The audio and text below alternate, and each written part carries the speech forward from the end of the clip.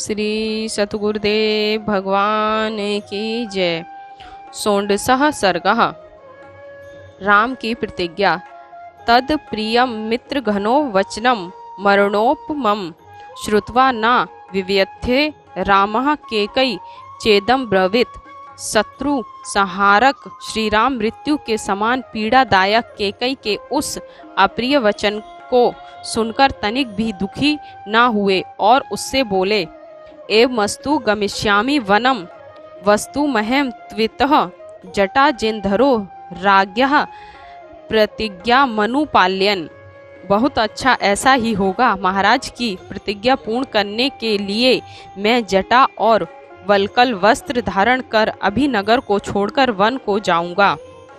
परंतु ज्ञातुमिच्छामि किमर्थ मां महीपति नाभिनंदितः दुधर्षो यथा पूर्व वरिंदमः। किंतु मैं यह अवश्य जानना चाहता हूँ कि अजय तथा शत्रु संहारक महाराज पूर्ववत मुझसे बोलते क्यों नहीं। अलीकम मानस त्वेकम हृदय दहतीव में स्वयं यनः माँ राजा भरतस्य विसेचनम। एक मानसिक दुख मेरे हृदय को बुरी तरह से जला सा रहा है कि महाराज ने भरत के अभिषेक के विषय में स्वयं मुझसे क्यों नहीं कहा। अहम ही सीताम राज्यम च प्राणानिष्टान धनानि च हृष्टो भ्रात्रे स्वयं दध्या भरताय प्रचोदितः। महाराज की तो बात ही क्या, मैं तो तेरे कहने से ही प्रसन्नता पूर्वक भाई भरत के लिए राज्य ही नहीं अपितु सीता अपने प्राण इष्ट और धन सब कुछ वार सकता हूँ। सा हृष्टा तस्य त्वद्वाक्यम श्रुत्वा रामस्य केकई प्रस्थानम श्रद्धाना ही द्वार्यमास राघवम। श्री राम के इस वचन को सुन केकई अति प्रसन्न हुई। राम के वनगमन के संबंध में विश्वस्त होकर वह श्री राम को शीघ्रता करने के लिए प्रेरित करने लगी। तव त्वहम शमं मन्ये नोत्सुकस्य विलंबनम राम तस्मादितः शीघ्रं वनम त्वं गन्तुमर्हसि। हे राम, तुम वन जाने को उत्सुक हो तो विलंब ठीक नहीं। तुम शीघ्र ही वन की यात्रा आरंभ करो। वींडा निवितः स्वयं यच्छ नृपास्त्वं नभिभाषते नैत किंचिन्नर श्रेष्ठः मन्युरेशो पानीयताम। महाराज स्वयं तुमसे वन जाने के लिए नहीं कह रहे हैं, इसका कारण केवल लज्जा है।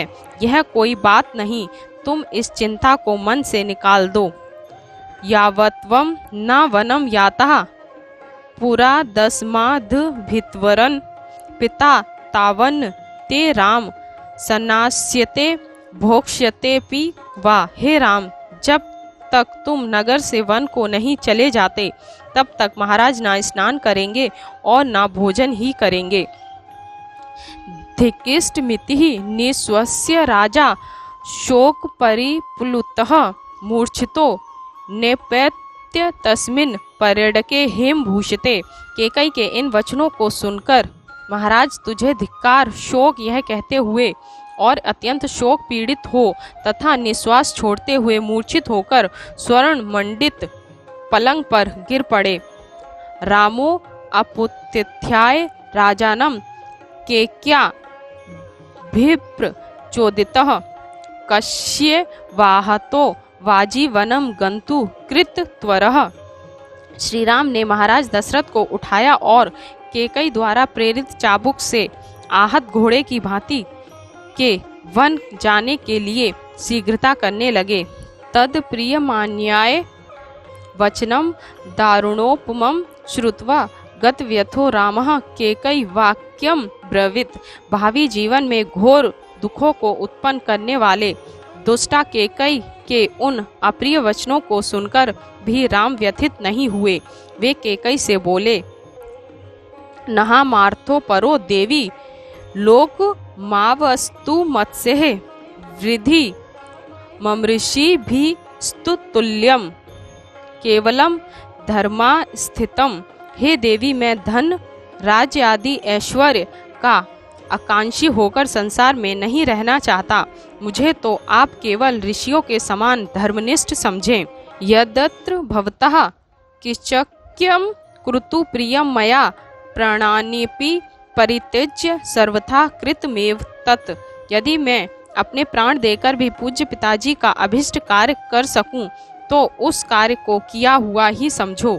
अर्थात पिताजी को प्रसन्न करने के लिए तो मैं प्राण भी दे सकता हूँ, वन जाने की तो बात ही क्या।